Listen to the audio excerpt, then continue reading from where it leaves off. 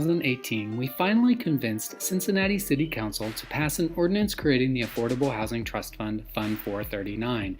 It requires that funds deposited into it are spent on housing affordable at levels where it is most needed. In February 2019, Mayor Cranley and Councilmember Mann held a press conference to say that the city would put a one-time $700,000 payment into the Affordable Housing Trust Fund. This, plus in February 2019, the Cincinnati Association donated $1,000 to the Affordable Housing Trust Fund. In August 2019, they donated $300 more. Plus, in April 2019, after a lot of debate, City Council passed an ordinance creating the short-term rental excise tax, which requires that all revenues from the tax will be deposited into Fund 439, the Affordable Housing Trust Fund. As of August 29, 2022, according to the city's open data website, the following was collected in short-term rental excise tax: $350,000 plus $560,000 plus $1.29 million plus $432,000. This equals $1,300. On August 26, 2022, despite our collective work to establish a public process for these funds to be used and our collective call for significant annual funding to the Affordable Housing Trust Fund to go back on the ballot, the city signed a contract for a private organization to operate the Affordable Housing Trust Fund. This contract disclosed that $1,300 is in the fund. That's right, $1,300. Wait, what? $700,000 plus $1,300 plus $353,000 plus $560,000 plus $1.29 million plus $432,000 doesn't equal $1,300. I know that $3.3 million this is supposed to be equal to is just a drop in the bucket when we need more than 28,000 new homes affordable at 30% or lower of the county area median income, especially considering it took 4 years for this much to accumulate.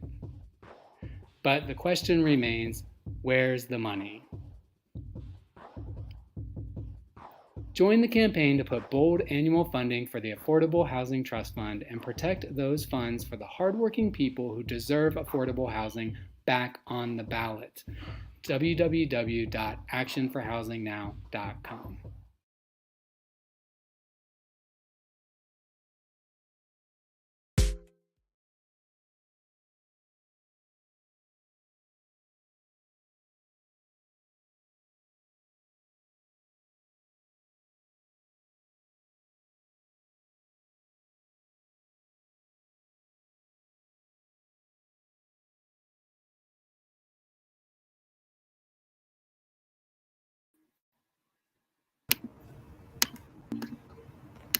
Hey everybody, welcome to the Mona and Mark Show.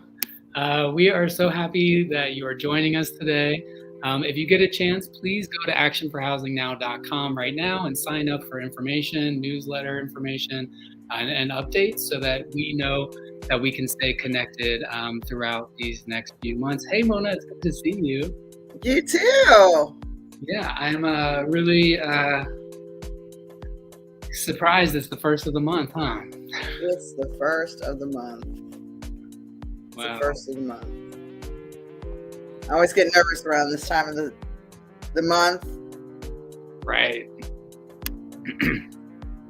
Well, we are going to be talking about a whole bunch of stuff today. But the number one thing is, just like you just saw, the city assigned a contract last week to basically steal the Affordable Housing Trust Fund. And I think I'm using, I don't know, the right language, but we're going to go through this and we're going to see what this is all about here today with us. So we're going to talk about how there's been some erosion of trust.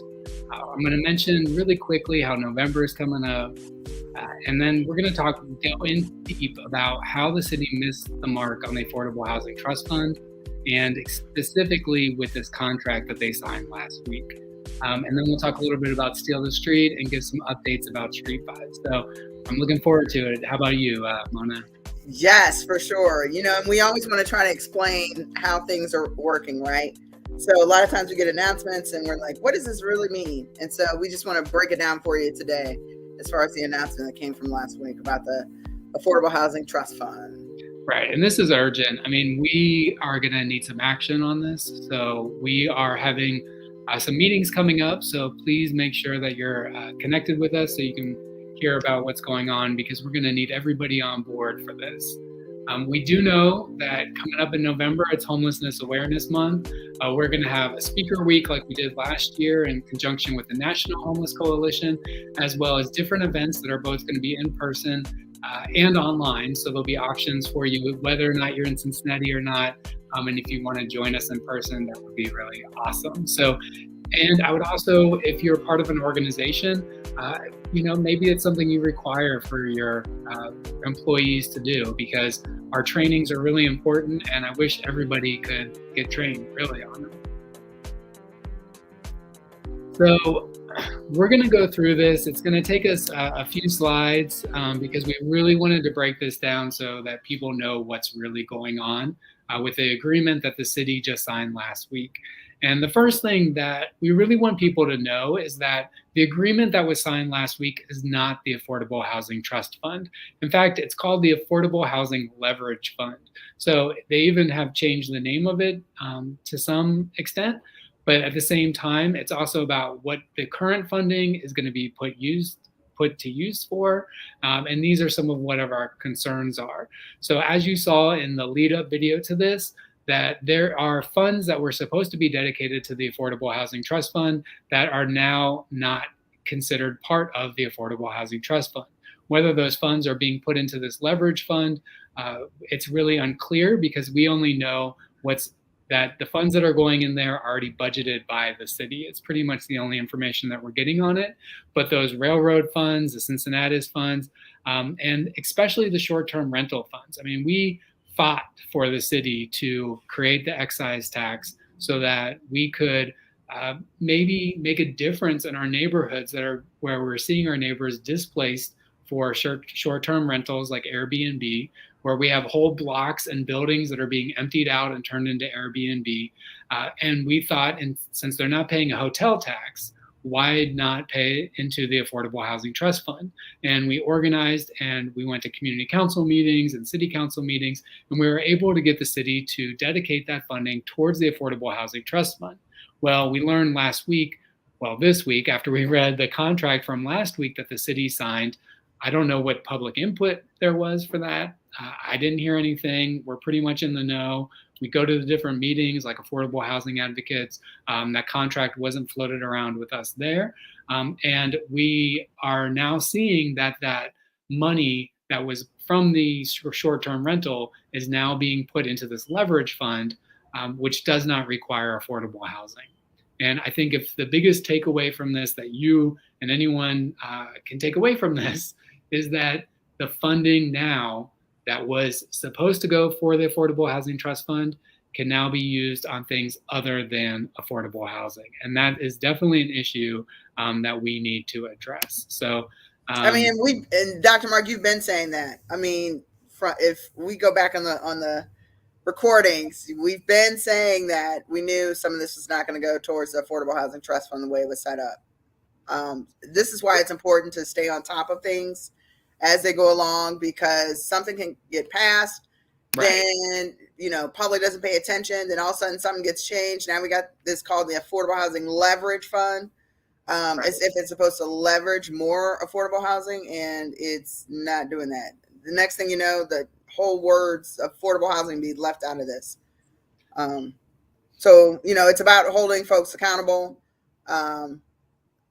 We know we need $50 million in this per year, and we established this 4 years ago. And looking at what's there now and what's to come, and where it can be dedicated, we know what's going to happen. So, right. And so we're going to go through a lot of different, I would say, observations or criticisms that we have on here, because ultimately what's happening is that funds that were dedicated to affordable housing are no longer dedicated to affordable housing. And this is definitely an issue. So one of the things is, and I'm sorry, you're going to hear me clicking today, that people want to know what's in the fund. So it says here there's city capital funds of $2.7 million. And the assumption could be made that that's Airbnb, excise tax, but we really don't know. The information is very unclear about where that came from. And for them to say that there's only $1,300 in the Affordable Housing Trust Fund is definitely an issue.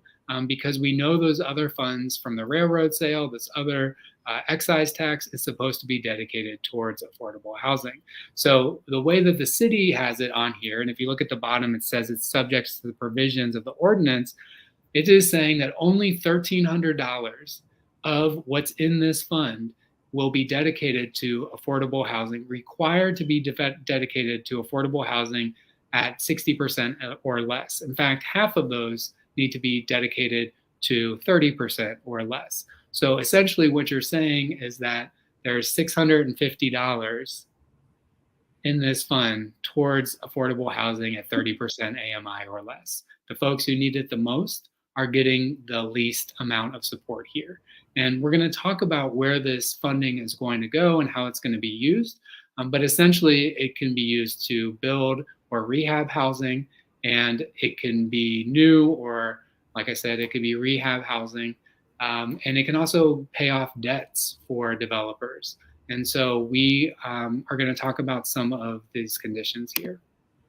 So I did want to say that not only is it a shame, but it is also theft. What is happening in front of us is that the city has moved money around in such a way so now that it is being stolen from low-income households who could use the support, and it is now being diverted into projects or possible projects that have high incomes limits to them. And we'll talk a little bit about what that means. But if you're thinking the words hijack or steal or cheat or thieve as we're going through here, just remember that this is money that is either generated by public sale of something or generated through public taxes. So this is our city money. And so when it's being taken and being misappropriated and not being used for its original intent, then this is stealing. This is cheating the system. So in this affordable housing leverage fund, nothing requires affordable housing. So affordable housing is 60% AMI or less. Doesn't matter which AMI we're using. This fund is now set up to not require any affordable housing. And this is an issue. How do we have an affordable housing trust fund that does not require affordable housing to be the use of it? And so there are also other issues that are limitations that are issue 3 and the initiative that we're pushing now would include support for families through rental assistance. The way that the fund is now, this leverage fund, it doesn't include assistance for families, and it incentivizes market rate development. And we talk about that for an hour, but we'll see through this as we look through the numbers how what they're requiring, their income limits, are way beyond what most people in Cincinnati can afford, let alone Black families in Cincinnati. And we know through the studies that the need for housing is most great at 30% AMI and less, really. But this affordable housing leverage fund does not target that at all. And it's not even part of the conversation. I mean, you can look through the whole document and there's not one mention of 30% AMI.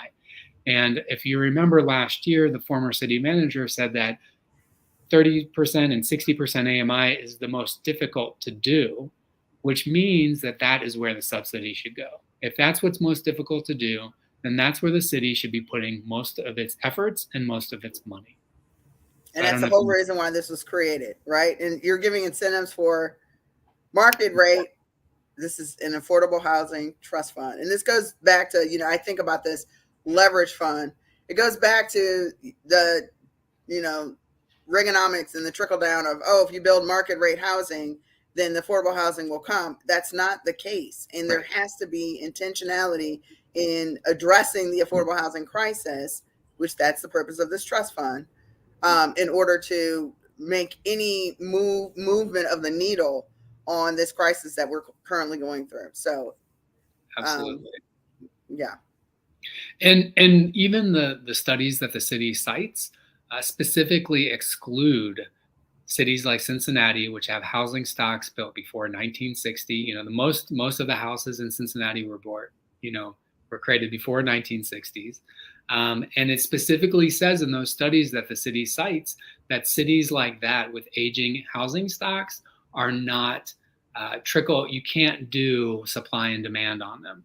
It is not possible to just say, oh, if we have more supply, the demand will go down. Yep. They specifically said in those studies that cities like Cincinnati, supply and demand does not work. It is not. And of course, if we consider racism, anti-Black racism, if we consider housing discrimination, we consider the fact, and part of it is if you couldn't, as Black folks, couldn't own houses before 1965, think about that, right? And most of these houses in Cincinnati were built before then.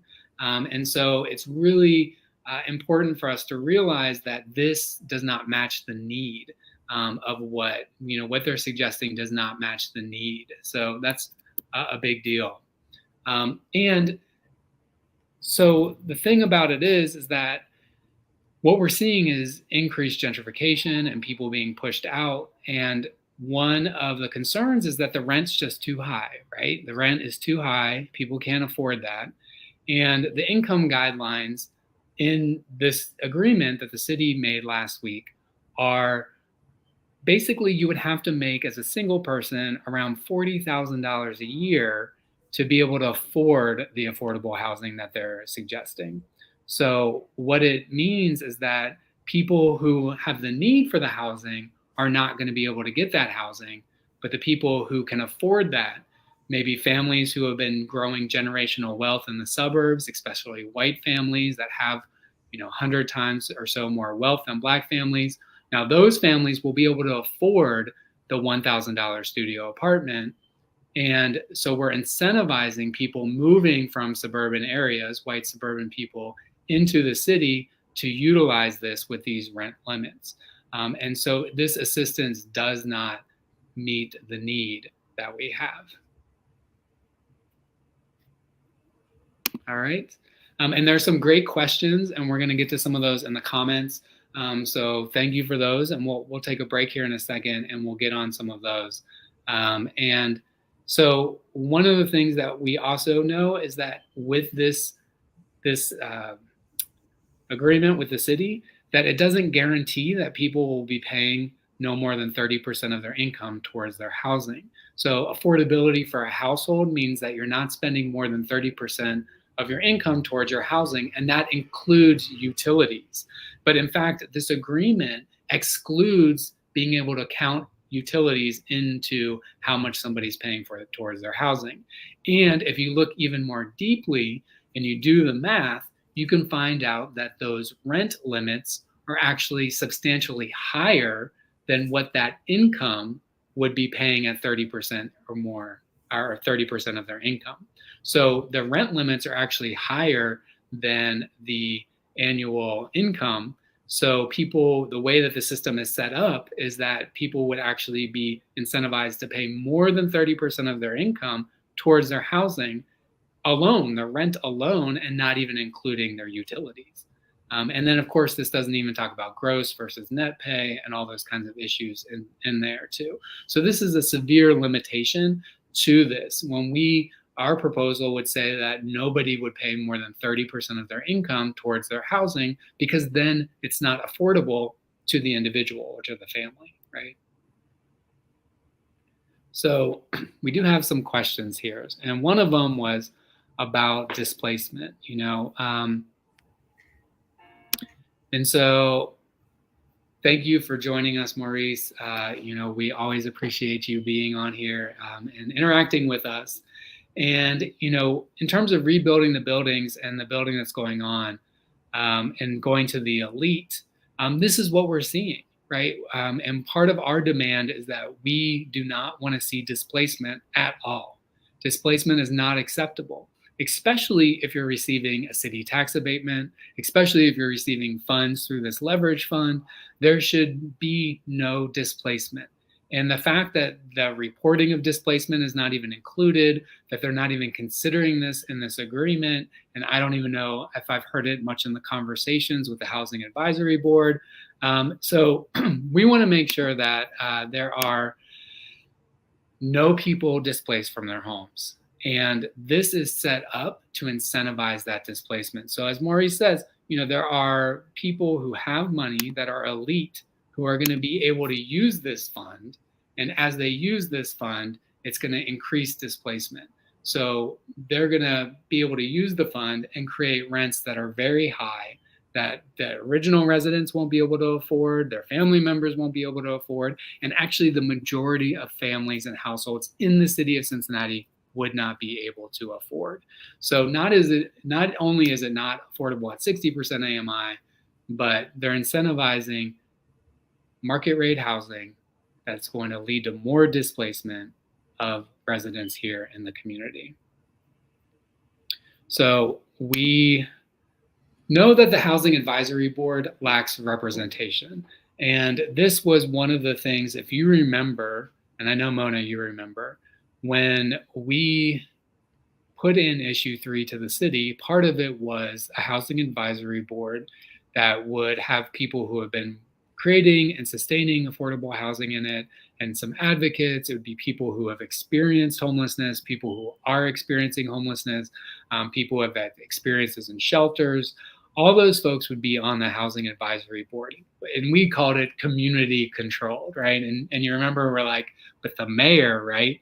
The mayor is the one who's able to choose that. And that was one of the things that we kept saying, is that we need to look out and watch out, because the mayor will be able to pick people for the community advisory board, and then they will be able to pretty much choose how they are going to fund that, right? They're going to come up with the priorities, and it looks like their priorities are pretty much to create market rate housing, right? I mean, that's what we're seeing. Right. If you don't include people who are experiencing it or have experienced it, you don't know how to address the issue. So what's the saying? Those closest to the problem are closest to the solution. And when you leave folks off the Housing Advisory Board who have never experienced homelessness, don't know the obstacles that folks face, don't know, it's rough. And so, though, that information needs to be included in the solution. And it's often not, and that's where we end up failing people.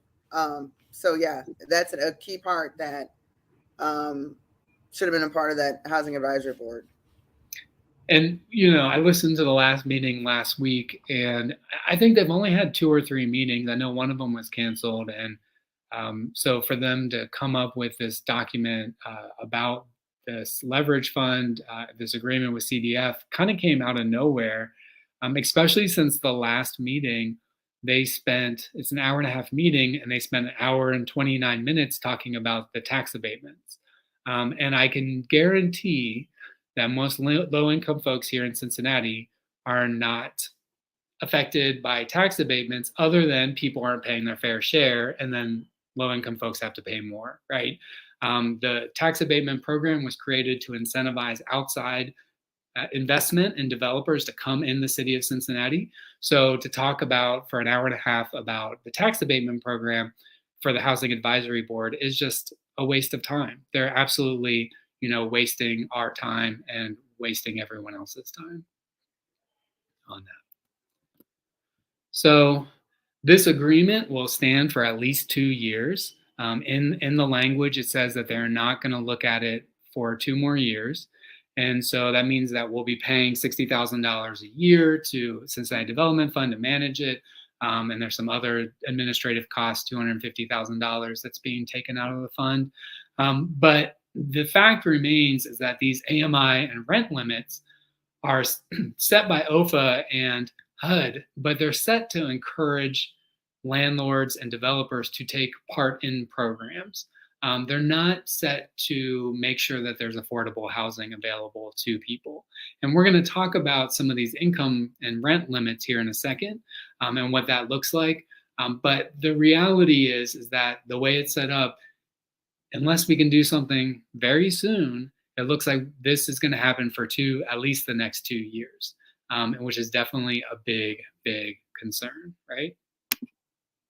So we know that there's 0 to 60% AMI is where the housing is most needed, and it's the most difficult. So this is where our subsidy should go. Unfortunately, today in Cincinnati, most subsidy goes to luxury housing. So when we look at the abatements, we look at sale of land, all sorts of things, it's going to luxury housing. And this is a shame because when we are thinking about what's most difficult, we should be putting our money towards that.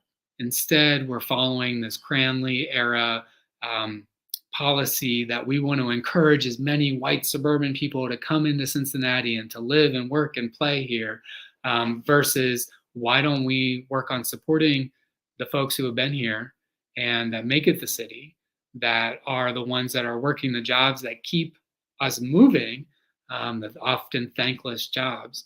Instead, we're focusing on how many granite countertops can we give to developers, right? And it doesn't focus on racial equity. Like, there's no racial equity in this. And I will say that I appreciate that at the last Housing Advisory Board that we heard from Nelson Pierce, who spoke up, who's a new member to the board, recently appointed, who said, how does this how are we factoring racial equity into this?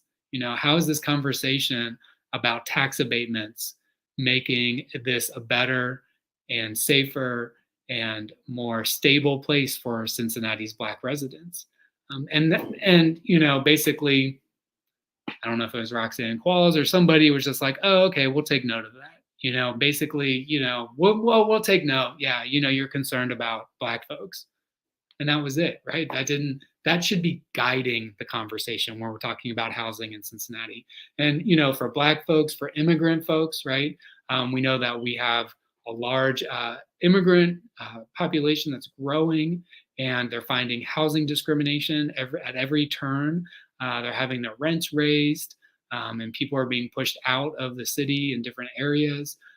Native American folks as well, keep getting pushed out and are not, part of the conversation that the city's having. And so it's really, we're in a bad situation if we allow for this to continue moving forward. So in here, you can see that I just wanted to make sure that you all understood how this Affordable Housing Leverage Fund is going to work. Essentially, what they're saying is that they will give forgivable or unforgivable loans. Some loans will have to be paid back, some of them won't, but that will be up to the discretion of the Housing Advisory Board, which, some of those folks are developers and for-profit developers. So they will, be deciding whether or not they get forgivable loans.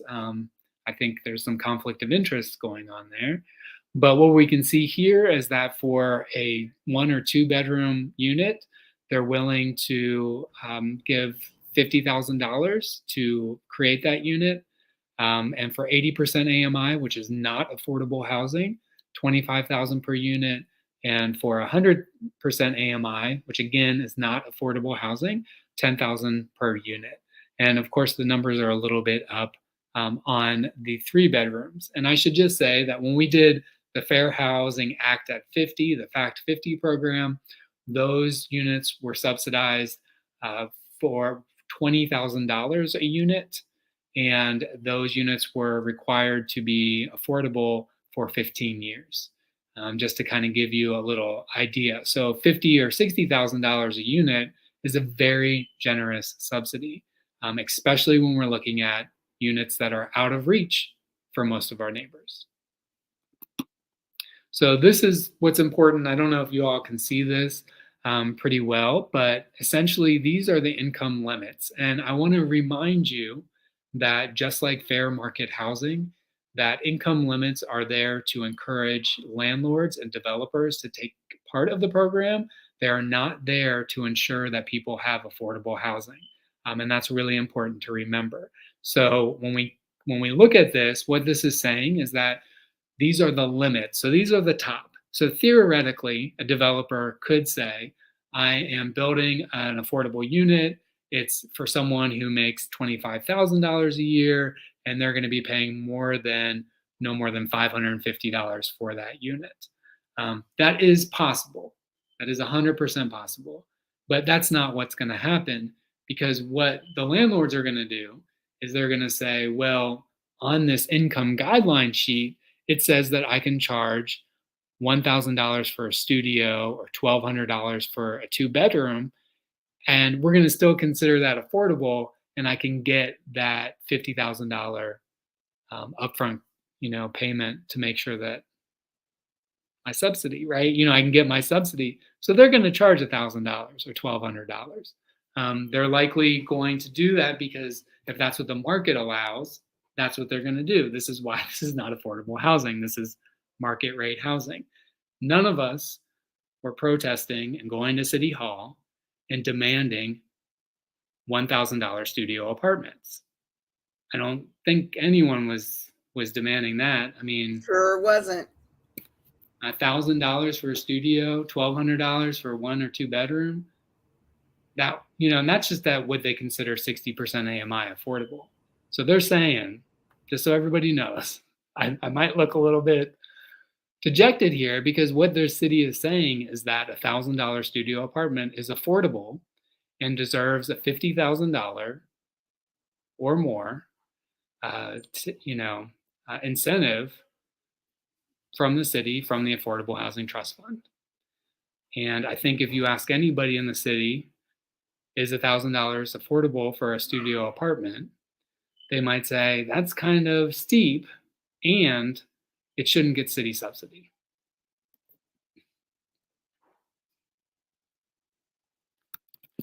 Let that sink in.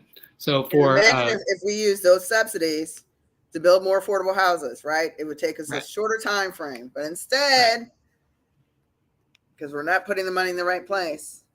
Right. I mean, they can get a subsidy for a 2-bedroom apartment and charge $1,700 for it, for a 2-bedroom. And with that, I mean, they're able to get that, 80% AMI, $25,000 for the unit from the city, and charge $1,700 a month. This is why this is reverse Robin Hooding. This is literally stealing low-income units from low-income folks and families and putting it towards market housing. I don't care what these numbers say, $1,700 for a 2-bedroom apartment is not what we've been fighting for. And yeah, we'll make this slide available on our website, because we're going to be doing some events coming up here. So we'll definitely do that. And so, there were some other things that I just didn't want to leave without you all having a chance to kind of mull over this. I mean, you can go and look at the city document, the contract. We'll put that on the page too when we put this up on our webpage later today. But what you'll see is that this has nothing to incentivize homeownership, even though you're paying $1,000 a month for a studio. If you're paying $1,000 a month, you might be in line with being able to afford a home, right? And start building that equity if you want to, right? Not everybody wants to own a home. There's no livable wage provisions in here like our plan had. The income verification is only required at move-in. So they could get a lot of students coming in, for example, and other folks. Affordable units may float within the project. So this unit could be affordable now, and then someone moves out and they jack up the rent and say, oh, we have an affordable unit over here, right? And again, if it's $1,700 a month, it's considered affordable for a 2-bedroom. Funds can be used for past debt. So if they refinance, so for instance, there's a new market tax credit project that 3CDC and Model Group are doing right now around Finley Playground. They theoretically could say, hey, we're not going to be able to finish this unless the city gives us more money. They've asked for $1.5 million of TIF money already, but they could go and use this and apply this to their former debt that they have. Again, I said these terms are better than Fact 50 and a lot of LIHTC projects. And the affordability, they said, should be for 15 years and no longer than 10 years. And they also, our plan, by the way, was affordable forever, because you can do that through a deed restriction. And the Section 108 fund, people are talking about that. Mona, you were talking about that. People should just know that that's a loan that we'd have to pay back with interest. And we've done Section 108 loans before. They've built luxury housing. They built parking garages and businesses. The money can go towards businesses and say, well, low-income folks will build the business, right? And it's like, why don't you have a living wage? If they're construction workers or whatever, and they're working in your business, they shouldn't be low income, right? And that the trust fund has been hijacked. This is a red alert, that we know that this is a red alert. So the final thing I want y'all to look at, I thought this was important. So, we have this new app. It's available on our website. It'll be on the Google Play Store soon.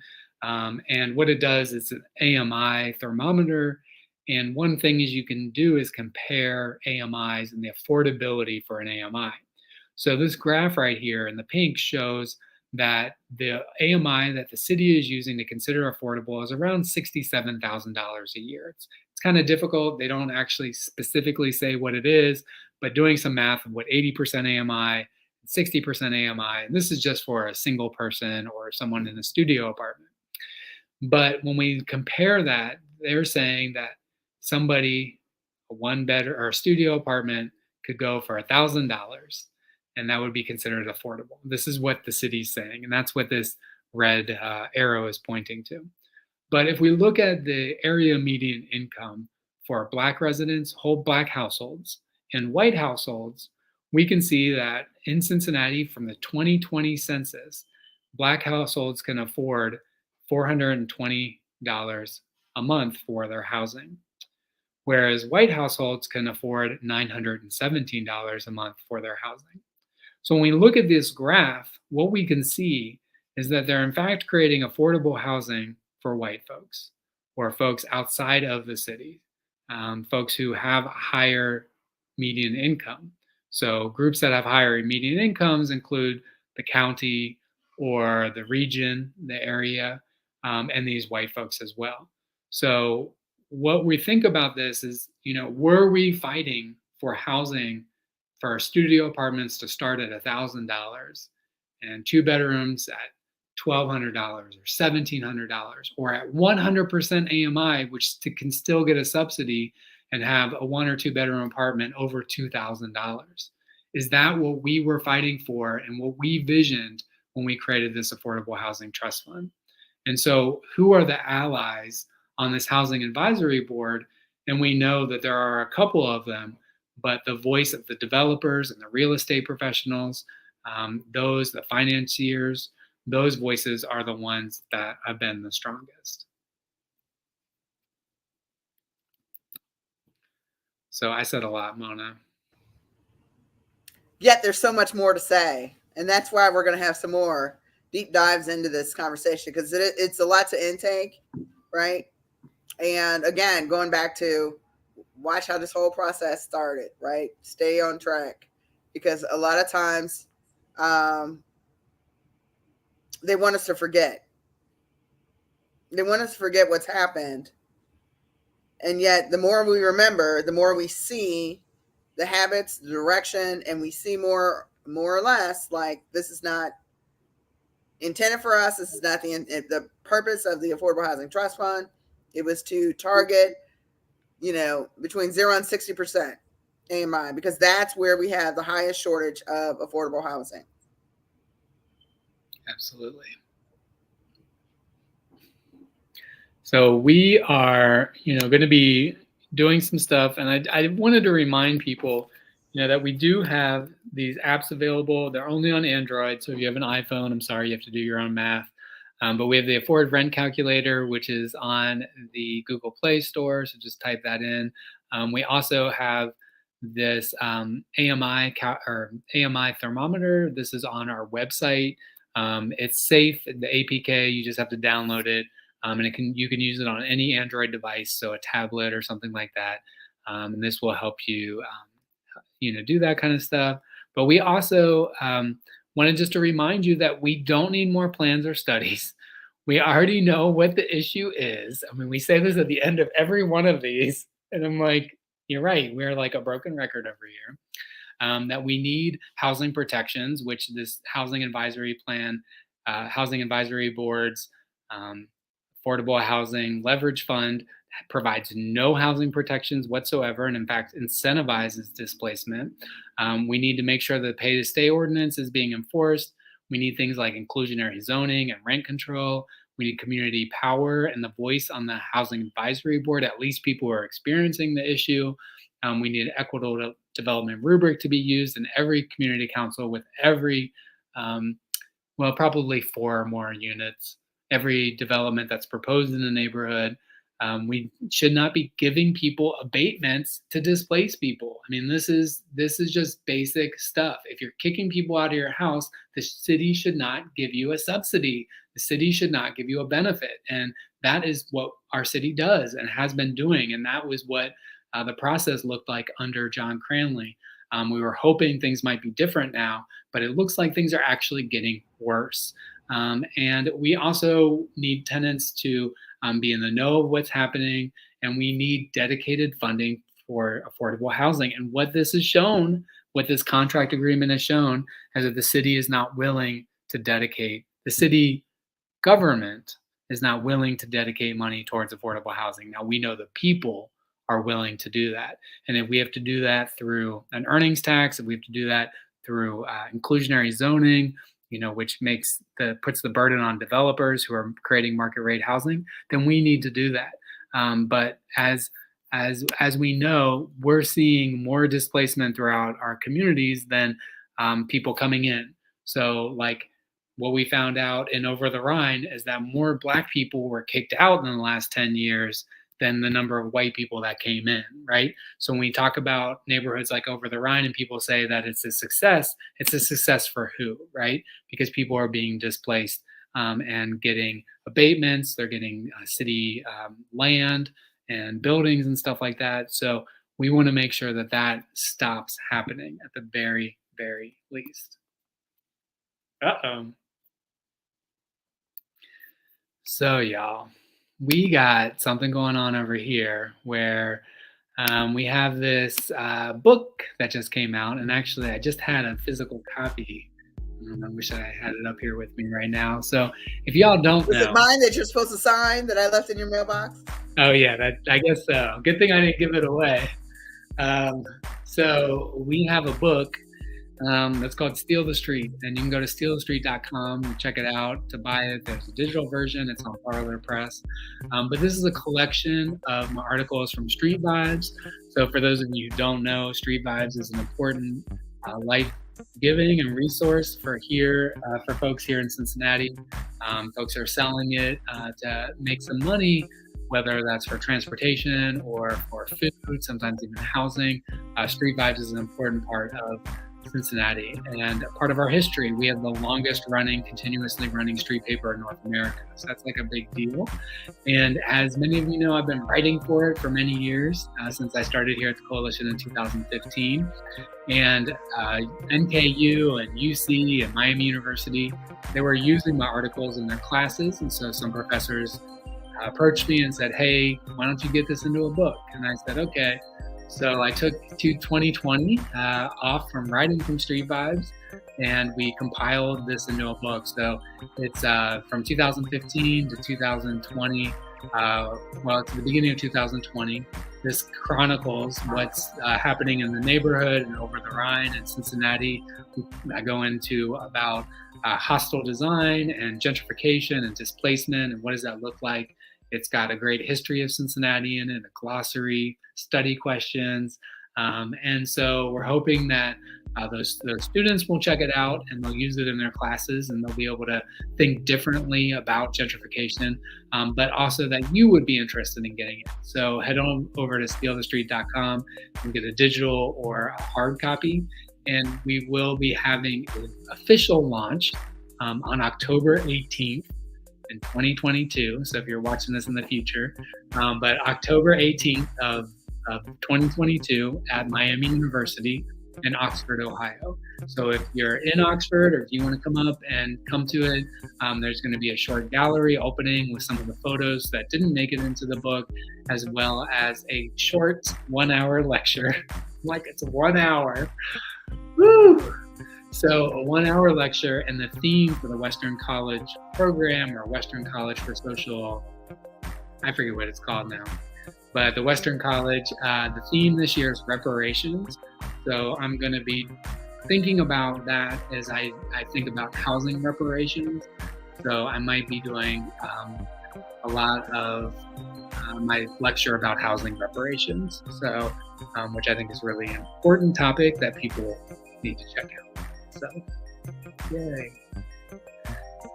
Don't forget to get the new edition of Street Vibes, Let Our Sidewalks Flow.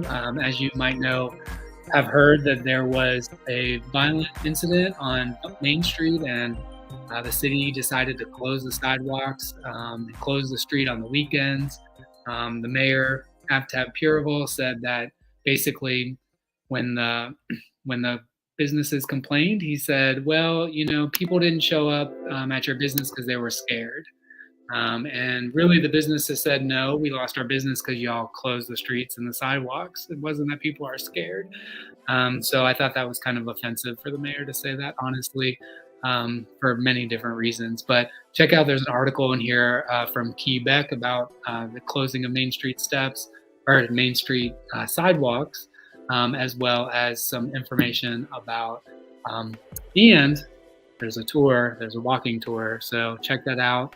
And we'll have another walking tour for next week. It's going to be half of a walking tour next week, and then the other half we'll do at the next edition. So make sure if you're coming downtown or to Clifton, you're carrying a few bucks in your pocket to help out a Street Vibes distributor. Even if you don't want the paper, which I don't know why you wouldn't want the paper, make sure you just give them a donation.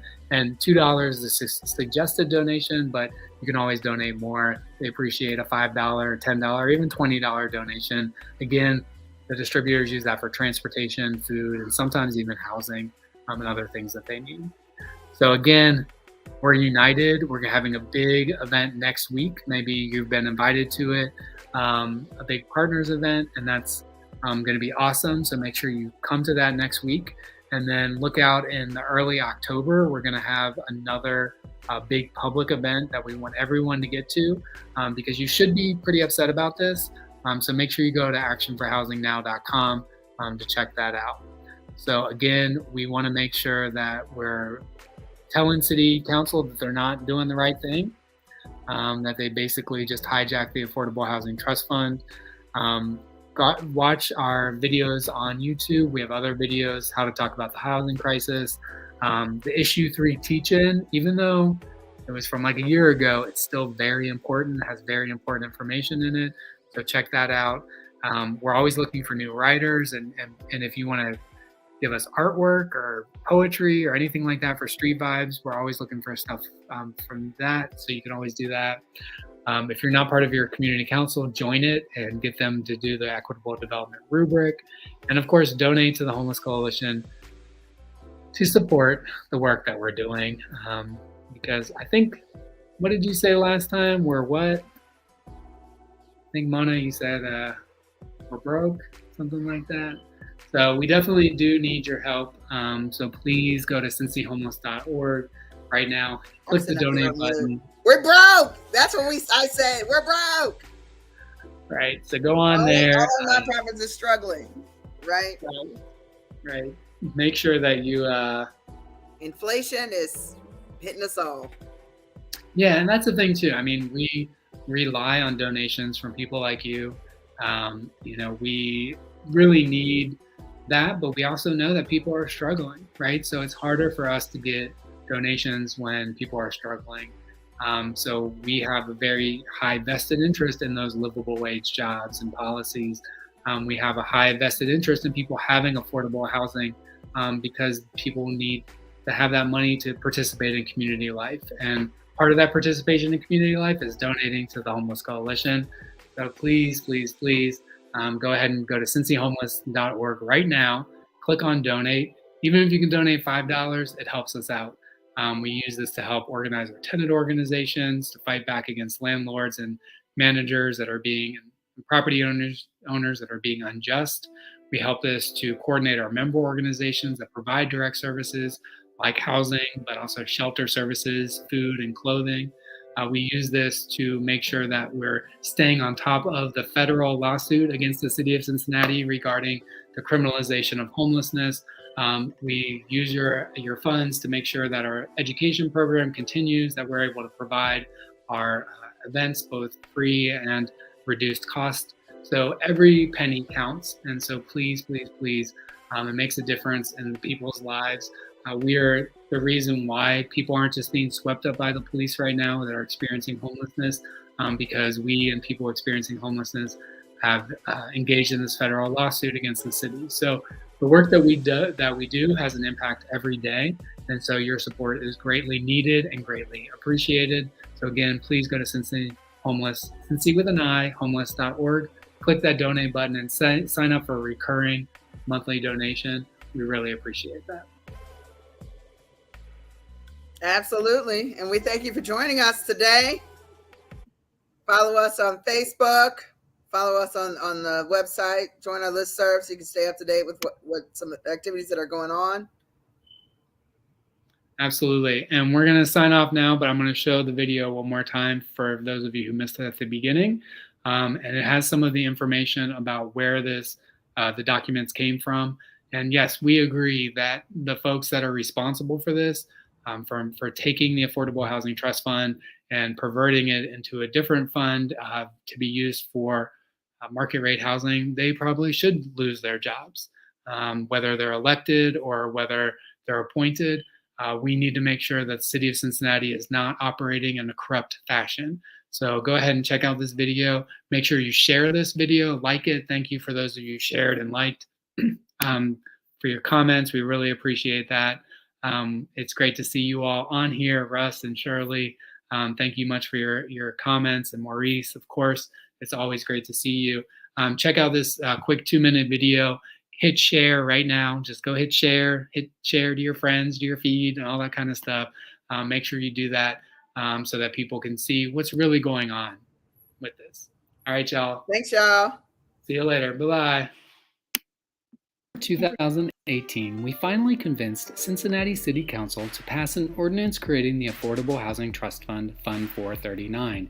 It requires that funds deposited into it are spent on housing affordable at levels where it is most needed. In February 2019, Mayor Cranley and Councilmember Mann held a press conference to say that the city would put a one-time $700,000 payment into the Affordable Housing Trust Fund.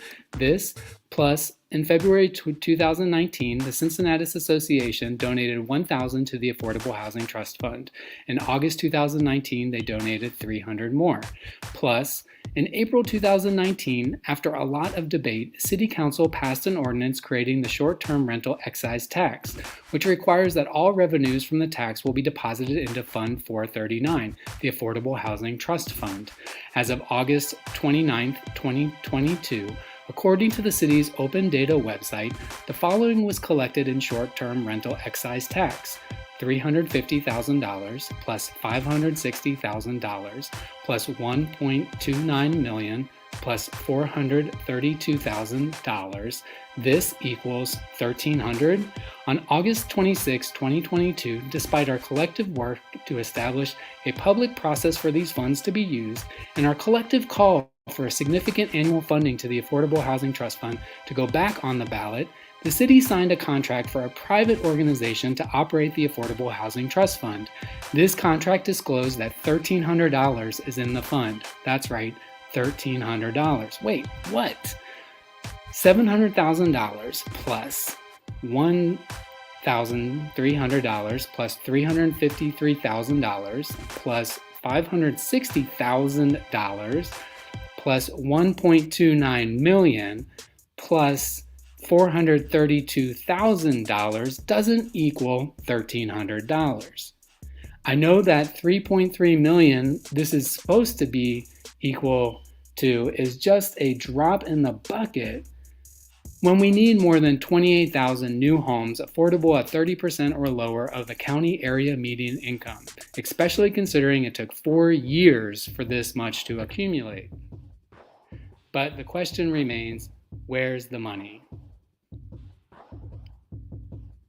Join the campaign to put bold annual funding for the Affordable Housing Trust Fund and protect those funds for the hardworking people who deserve affordable housing back on the ballot.